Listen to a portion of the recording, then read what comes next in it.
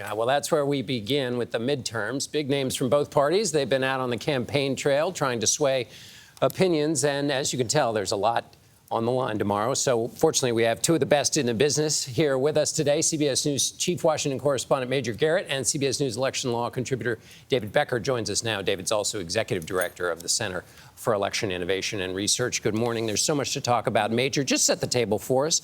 Where do things stand for both the parties right now? So Democrats are on defense and Republicans are on the ascent. And that's the psychology that both parties feel right now.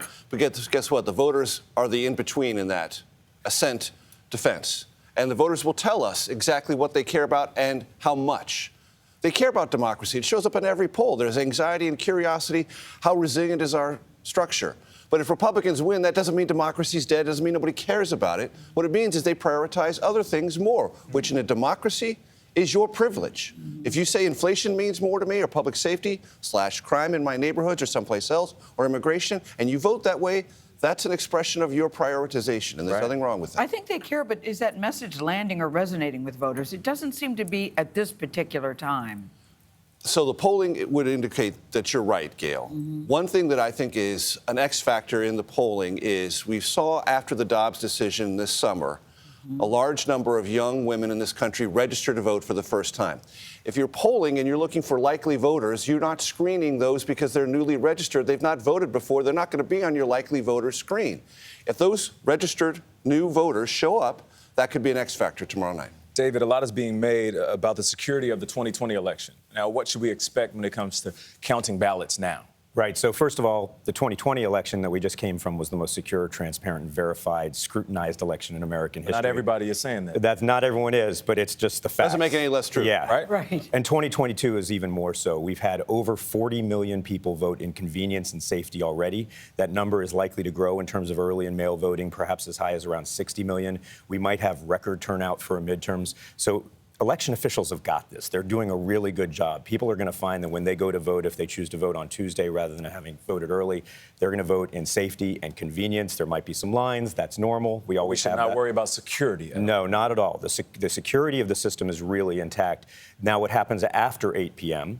is that, the election officials are going to be counting the ballots. Okay. That's going to take some time. That's always the way it's been. It always takes some time, and particularly when we have narrow margins, we get a little antsy. We want to know what's going to happen. I want to know what happens.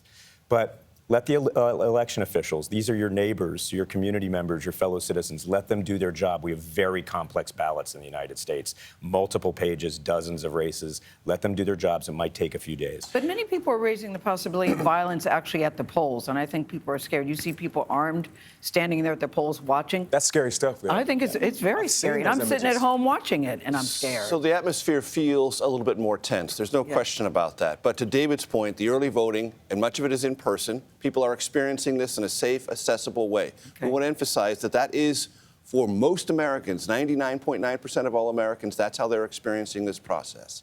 And that's how they are likely to experience it on Tuesday. But can local law enforcement rule out the possibility of violence or people interfering? No, they can't. But they're much more sensitized to this than they were in 2020. And I should just add really quickly, I'm talking to election officials all over the country, and they're very attuned to this. They are ready. They're prepared. They're making sure one of their primary goals is the safety of voters as they go to vote. And I think voters are going to find that that works. For example, real quickly, say there's a bomb threat at a precinct. They have to close it down. They've already got a backup plan on where to move it and how to adapt. They have really thought through this process to be ready for the unexpected. David, the election deniers who are participating in this election, can you put them on a spectrum for us? Because some of the election deniers have sort of mumbled about the last election. That's all they've done. Others have a plan in place to not only deny the last election, but deny the one coming.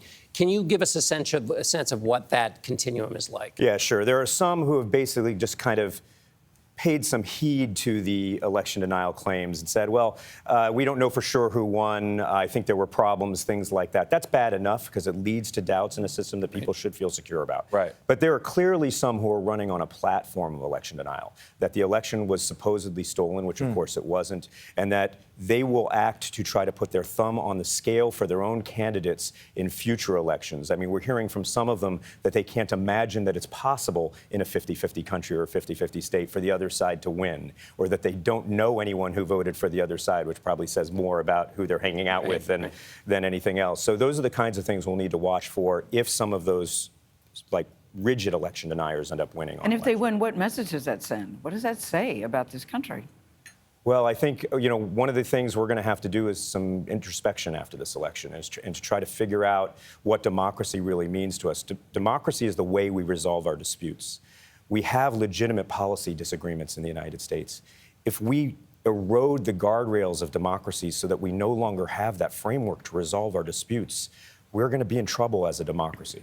Now, President Trump has said that, former President Trump has said he's going to have some very, very, very, very, very good news after this election. What impact? We're all taking that to mean that he's going to announce he's going to run. There's every expectation he will announce at some point 1 or 2 weeks after this midterm election. I think it's earlier if the Republicans do, from their perspective, better than they're currently imagined to do. I think he gets in as fast as I possible. think that'll affect the vote tomorrow. So I know Republicans who I've talked to have been like, I wish we were not having this wedge conversation about anticipating a Trump bid for re-election.